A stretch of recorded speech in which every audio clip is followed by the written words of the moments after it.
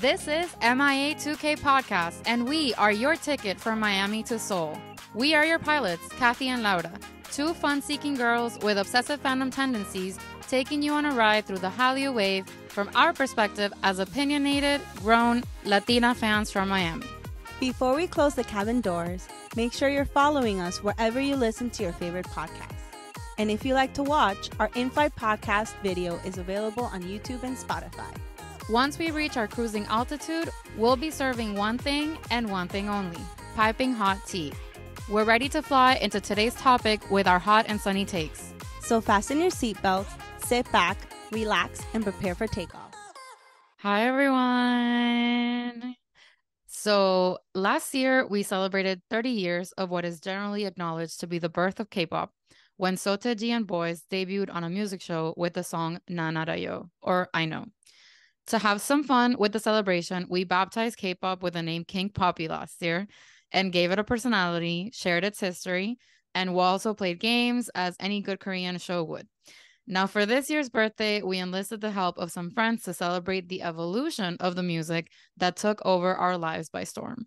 Today's episode is going to be both fun and maybe a little bit controversial because we're going to share each generation's the song.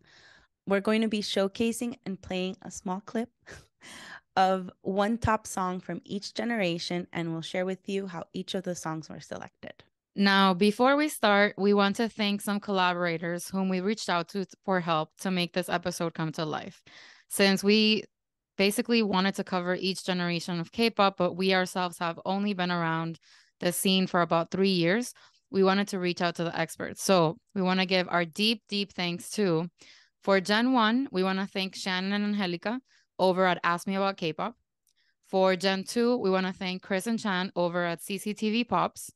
And for Gen 3, we want to thank our friends over at Official K-pop Highway Radio. Thank you so much for your contributions. We'll be listing all of their handles in the description, so please go follow them. The second thing we want to do before jumping in is to encourage you to think of a song that you yourself would pick as the top for each generation. And if you're new to K-pop, this is the perfect episode for you to learn how K-pop started and evolved to become what it is today. So I guess before we start, we should do a little quick refresher on the beginnings of K-pop and how the generations are typically divided. If you want to learn more about this, actually, you can check our episode from last year called K-pop Turns 30 Years Old Today. Yes. So in that episode, we mentioned all of this in more detail, but again, just a quick bullet point of what it is that we want to, or what inspired the idea for today. So K-pop was born with the formation of the group h.o.t and Boys in 1992. There are some other people who consider other acts before them the real beginning of K-pop or people after, but this is kind of the general consensus of everyone attributes K-pop to h.o.t and Boys. Seo Taiji was actually into rock and heavy metal, but he wanted to try something new. And here we are 31 years later, and our whole lives were turned upside down because this one man wanted to try something new. That when I want to try something new, it never really has this level of consequence, impact, and ripples to this level. So one of the people in the group h.o.t and Boys is Yang Hyun-suk, which is Papa YG, basically like the owner, founder, CEO of YG Entertainment. And the other member of the h.o.t and Boys was Lee Juno. He was a dancer for the group. And so was Papa YG. So the three of them formed the group with h.o.t as the lead singer and songwriter, and Yang and Lee were backup vocals, dancers, and choreographers. And their debut song, Nan Arayo, which means I Know, premiered on a talent show on April 11th, 1992, which is why we considered April 11th is the birth of K-pop. She's in her 30s like us. She is. Yeah, exactly. Any young ones who want to come for us for being K-pop fans, like, mama, we were there for the beginning. So we literally, like, she's our homegirl. King Poppy is our literal homegirl. Mm-hmm. She went to school with us. Pretty much. She was a freshman, but it's fine. So, yeah. Actually, you went to high school pretty young, so technically It'd Oh be yeah, closer. It'd be closer. It'd be true. closer. Yeah, look Mhm. at how the conversation from this weekend came in handy for this recording. Okay, so now with all of the refreshers out of the way, let's jump right into the music, and we're going in order. So of course we're gonna start with Gen 1. Short disclaimer, there are some variations to which years begin and end a generation. So we'll share with you the year ranges that we're gonna go with for each of them. Okay. Is everybody ready to be controversial yet brave today? Always. Always. Okay. Laura, let's go. Okay. First things first, the Gen 1 rage we're covering today is from 97 to 2002. I laugh because I just remember that there's some idols that we like who were born in 2002. Anyway, The 97 line heard you loud and clear right now. They heard their name. Yeah. to find Gen 1's The Song, we reached out to Ask Me About K-Pop, an educational K-pop podcast. A little bit about them. Have you ever been curious about K-pop but don't know where to start? Or are you a huge K-pop fan with no one else to geek out with about it? Lucky for you, best friends Shannon and Angélica love talking about K-pop more than anything. Laura and I reached out to Shannon and Angélica for their pick, and this is what they had to say. We talked about this, and I think we both agree that if it's only one song, then it has to be h.o.t. Candy, because it truly created the mold for all Korean boy groups that came after, and it's still such a good song as evidenced by its resurgence with the NCT version. Literally, that just came out like 3 months ago. Yeah. Shannon also added, but also just because I'm extra and cannot just leave it at that because I love first gen music, then my personal fave list of songs I listen to a lot is Lula, 3-4, that came out in 1996. Baby Vox, Get Up in 1999. G.O.D's Road from 2000. Ocean's More Than Words from 2001. Milk's Come to Me from 2001 as well. And Yuan's Wave from 2002. With all that said, let's hear a snippet of H.O.T's Candy.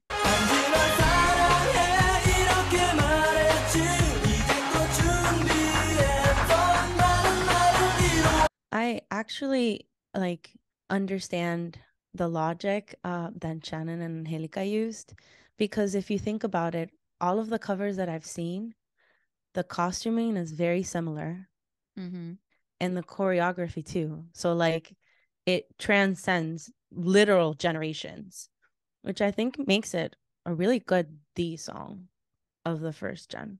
I did like a quick search, and just in the little quick 5 minutes, I found 6 covers and 2 by some of the biggest groups from later generations like Big Bang and SHINee. So that's crazy. Super crazy. The fact that the costuming is always the same is like actually mind-blowing, because it's iconic. So, and now that we celebrated Gen 1, let's give Gen 2 its flowers with our next guest. So the Gen 2 range that we're covering today is from 2003 to 2011. To find Gen 2 The Song, we reach out to CCTV Pops, the nonstop pop show. A little bit about them. Hi, we're Chris and Chan, hosts of the global pop music podcast, CCTV, the nonstop pop show. As music industry professionals with experience both on stage as dancers and performers and behind the scenes at record labels and in music publishing, we know a great deal about the crazy music industry. On our show, we look at and listen to pop music, old, new, near, and far, and discuss and react to the business decisions and creative choices made.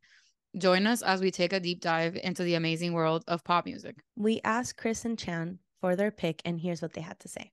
After much discussion, we have decided to choose Wonder Girls' Nobody as the song of Gen 2. This song is important for many reasons. First and foremost, it was the first K-pop song to enter the Billboard Hot 100, paving the way for other Korean artists to make their mark in the Western market. Additionally, the Wonder Girls were the first K-pop group to perform on US television, appearing on So You Think You Can Dance and The Wendy Williams Show. Nobody was also one of the first K-pop songs to go viral and inspire dance covers, which helped to increase the group's visibility and popularity. Its success led to the unprecedented opportunities for the group, including a movie on Nickelodeon and touring with the Jonas Brothers. Moreover, Nobody was one of the first K-pop songs to have a full English translation version, making it more accessible to English-speaking audiences. The song itself was a perfect adaptation of the 60s Motown sound, which was having a resurgence in Western popular culture at the time. The catchy hook, hand claps, and sparkles were all production choices that were smartly executed, and the rap at the end made for a great ending. Finally, the dance was super simple and memorable, which helped to further the song's popularity. All of these factors make Nobody not only a fantastic song, but also an extremely important song in the history of K-pop. It is the song of Gen 2. Chris and Chan said, let's drop the mic. So with that said, let's hear a snippet of Wonder Girl's Nobody. Oh, I'm excited.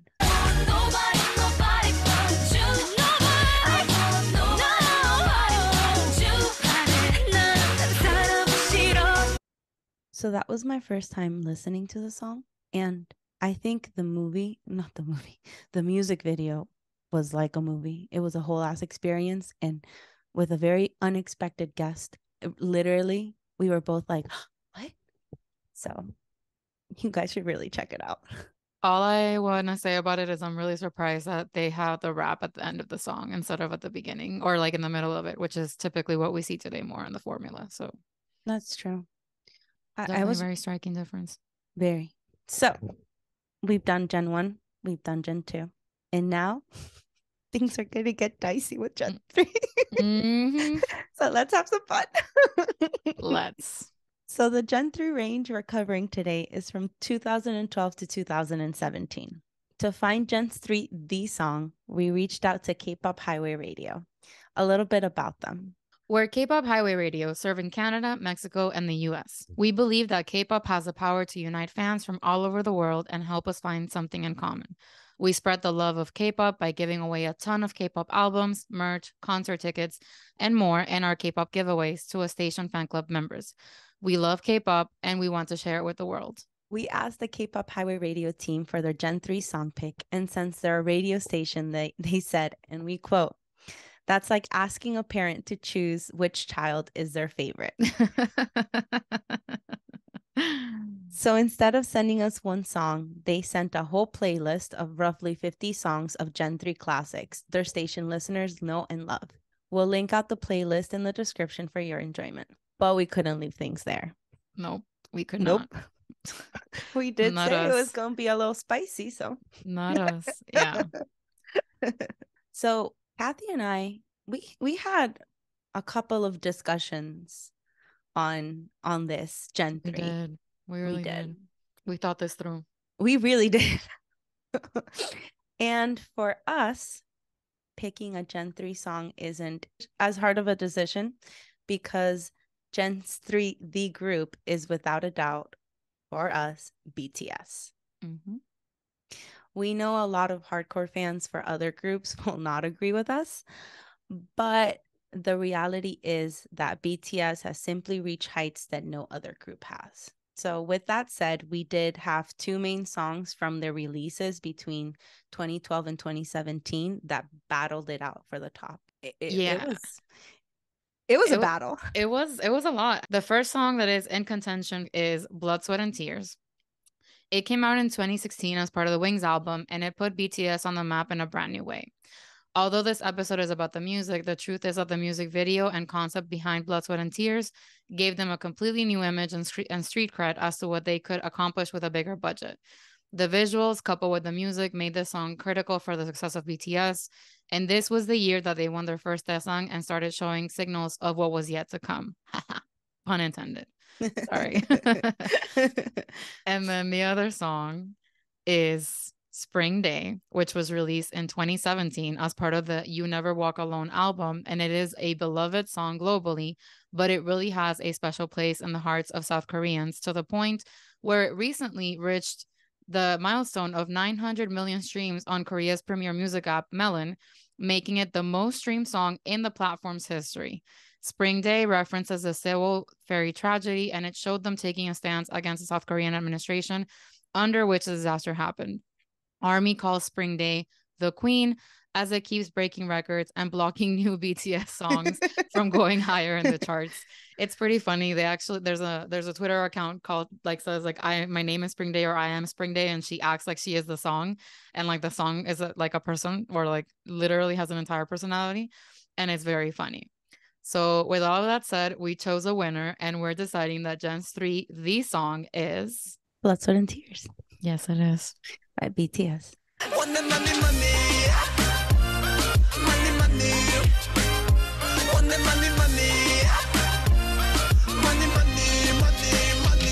Honestly, we're being a little biased. Yeah. We know this. Yeah. We know this. We get it. But at the same time, at least in my opinion, BTS changed K-pop's future Mm-hmm. and has made it a whole other thing. Like it's taken, I mean, it already was like, I wouldn't call it a monster, but like a, what do you call it? Like a phenomenon. Right. It was already a phenomenon, but they took it to the next level. They made it a little bit more global. And we understand they weren't the first artists to sing English songs or, you know, have tours outside of Korea. But the way and in the scale that they've done it is just like out of this world, pretty much. Yeah. So that's why. Yeah. The competition is stiff, and there are many groups that released amazing music in the third generation of K-pop. Both groups from the third generation as well as groups from generations that preceded it. And Gen 3 is, I think, very hotly contested by the fans, the fan wars.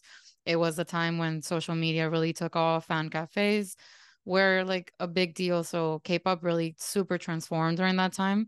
And BTS really took advantage of the communication with the fans. They revolutionized the way in which they provided content to the fans so that they could have that fan experience boost them even more.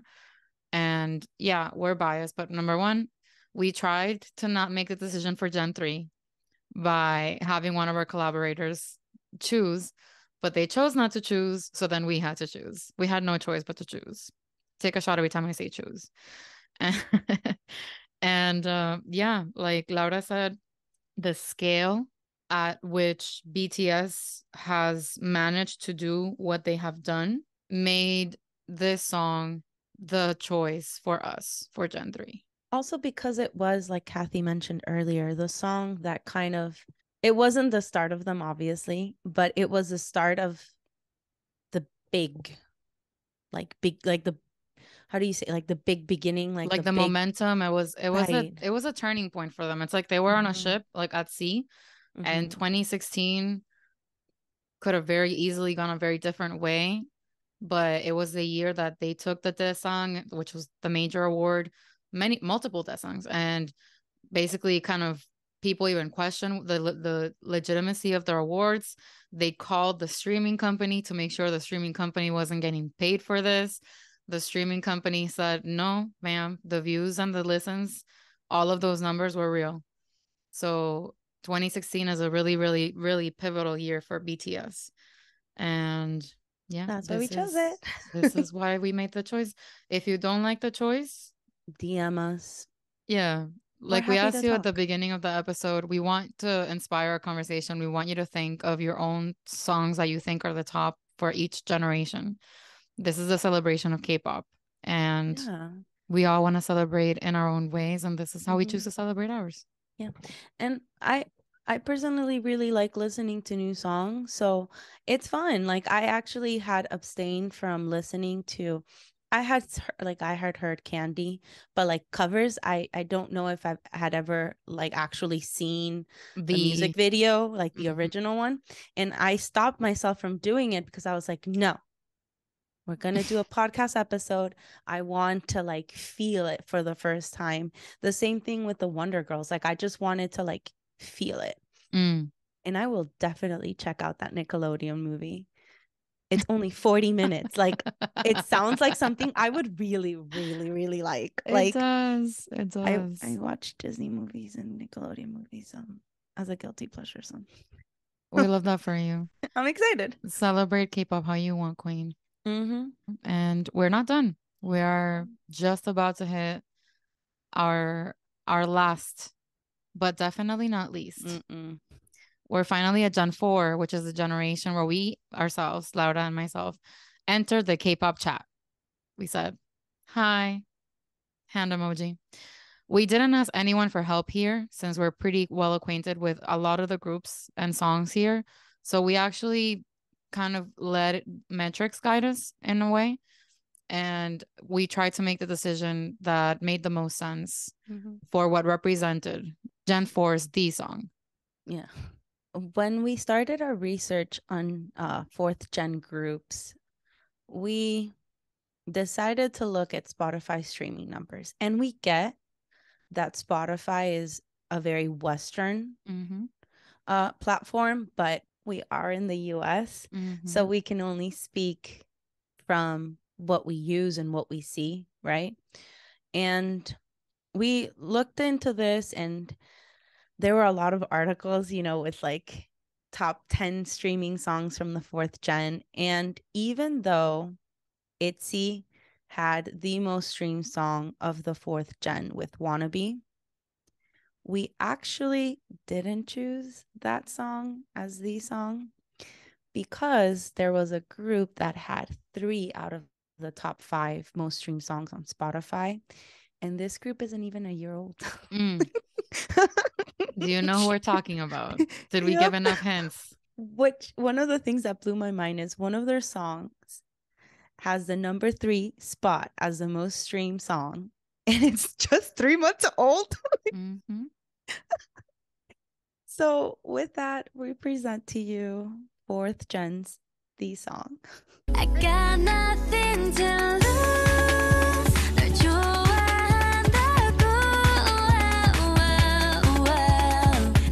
So as you could hear from the snippet, we chose Ditto from NewJeans as the song of the fourth gen.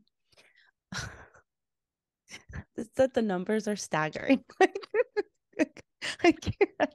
And you know, it's not just the numbers. Like there's so much to it. When we went to Korea in November, I think by this point we knew, of course, like Hype Boy, Attention, and we're into NewJeans at this point, but not like obsessed yet. Like we were not really like, we hadn't bought in truly. Like we liked the songs, we liked the concept, we liked all the things that we had seen, but not too like not to the standpoint.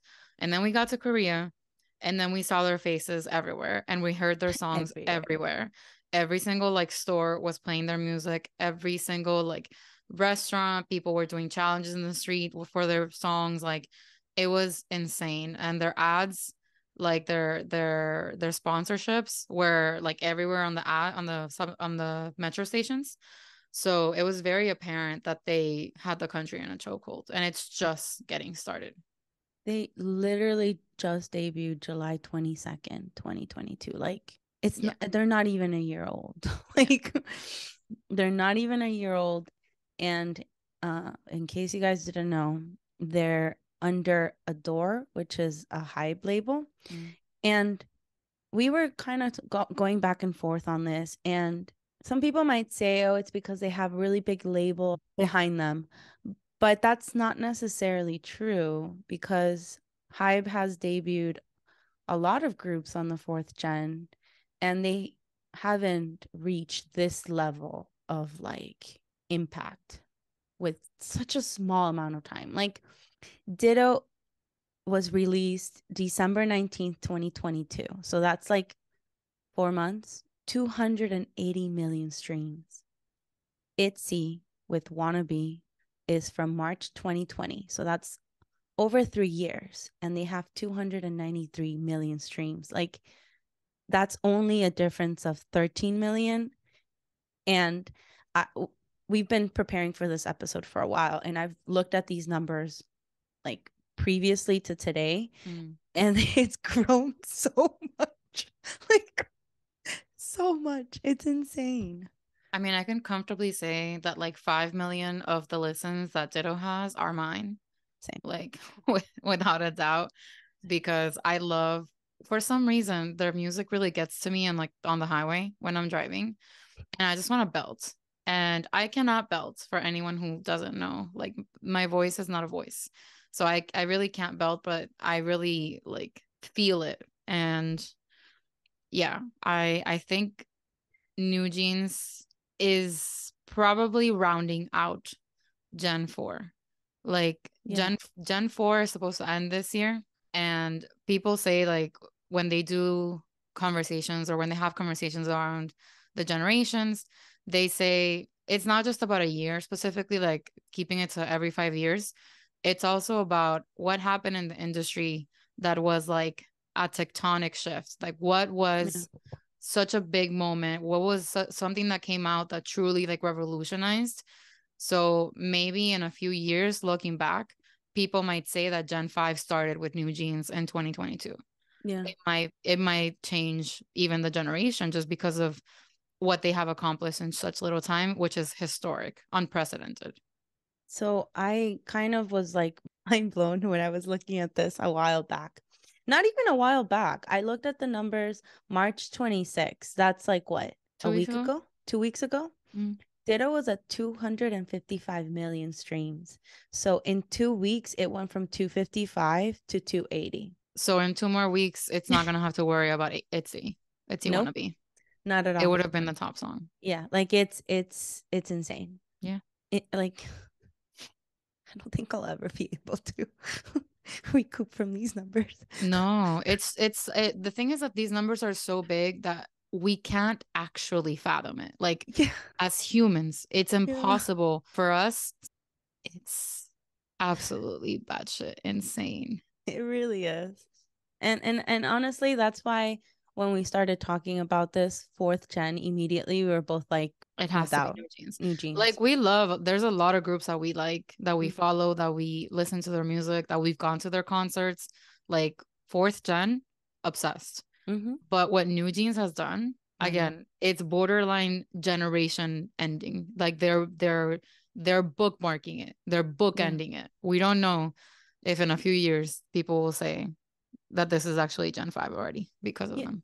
And honestly, their music also sounds, I mean, personally, it sounds different to me than a lot of the other fourth Mm-hmm. gen groups. Even like, I mean, obviously, boy groups have a very different sound Mm-hmm. than girl groups in general. But even within like the girl groups, they have a very different, very distinct sound. Mm-hmm. So, I mean, I think you're right. This might be in the future something that people think, maybe Yeah. the fifth gen started here. Yeah. We're talking about a generation's The song, which is hard to do when the generation is still technically ongoing. Yeah. And again, there's so many other groups and songs and things that we considered for this, but in 2 weeks, it's going to be the most streamed song of the generation, starting with that. Mm-hmm. And then the impact that they've had, like again, when we mentioned the sponsorships and stuff, but when we went to Korea in November, which was what, 5 months into their debut, they Mm-hmm. had an Apple sponsorship that had their faces plastered all over Seoul. Right. Like that has to be expensive prime time real estate. And we also like watched TV at a couple of hotels, and they had ads running on TV. Like that is expensive. Right now, they just got an insane sponsorship with Coca-Cola, and they released or the song for Coca-Cola Zero. They have another sponsorship with Levi's that just got announced, and they also have been sponsored by Nike. Like we are talking about four of the most recognized brands in the world Right. that are betting and saying we want these girls to like represent us and put their faces everywhere, and they're not even like You 21. yeah. No, oh, that's true. As people, they're not even 21. That's true. They wouldn't We even be able to have a drink here in the States to Nope. toast to their accomplishments. Nope. We actually also sent a picture of some of the fourth gen girl groups and boy groups to our friend who's a just turned one As a in K-poppy. as a K-poppy, and she immediately recognized NewJeans, and she did not recognize the other groups. And the other groups have been putting out very popular songs And they're touring. since she's become a K-poppy. Like I'm pretty sure if we put the song, she'll She would know who recognize we're it, talking about, right? but visually she could only recognize NewJeans, which Yeah. again, like It's huge. It's crazy. huge. like Like it's how many crazy. groups have been around for forever? When we went to the taping of the K-pop show, the show Mhm. in Seoul, right? we saw a bunch of groups that we had never heard of before. We saw groups like Highlight that have been around from the dawn of time, Literally. like have been through a rebranding, have lost members, have literally changed everything. And they had just like tried to have a resurgence. And it was the first time that we heard about them. Right. Like what NewJeans has accomplished, everyone else wishes was their story. Right. And that's why we chose them. It And just made sense to us. that's why they are Gen 4's the song performers, I guess. Performers. Yeah. That's why we chose their song. In conclusion, we couldn't pick every song because then this episode would be never ending. Yeah. So we hope that you, even if you don't agree, you enjoyed listening to the songs, listening to the reasoning behind each person's or each group's reasoning why they chose it. And hopefully it makes you want to check out more music. Yeah. Check out groups you might not have heard of before. Yeah. And if you're interested in a particular generation, you can also feel free to head over to the channels of the collaborators that pitched in their opinions for this episode. So once again, thank you so much to Shannon and Angélica at Ask Me About Kpop. We want to thank Chris and Chan at CCTV Pops and our friends at Official Kpop Highway Radio, who provided us an entire playlist for Gen 3 that we can bop to. And you might hear a lot of songs there that you haven't heard before. And you can also listen to their radio, which is hosted online. And I've listened to their streams before, and I always find new music that I had never heard like before. Because we can sometimes think like, oh yeah, we know K-pop, like whatever. But then we always get hit with things that we're like, oh, what is this? So even if you think you've been around and you know, there's always something that like you don't know, or it might remind you that it existed that you completely forgot about. That's the beauty of K-pop. There's literally so much to listen to and in every single genre and flavor that you can think of. So yeah, so much content fun. Too. So with that, thank you so much for listening. See you next time. Oh, also, happy birthday, K-pop. Happy birthday, King Poppy. Bye. Bye. Thank you so much for listening to this episode of the MIA2K Podcast. We have lots of great content coming up ahead, so please don't forget to follow and subscribe to our show on Apple Podcasts and Spotify. And if you enjoyed our episodes, please rate us 5 stars. And for the real-time tea, follow us on Instagram, Twitter, TikTok, and Facebook by searching for @MIA2K Podcast. Dale, bye.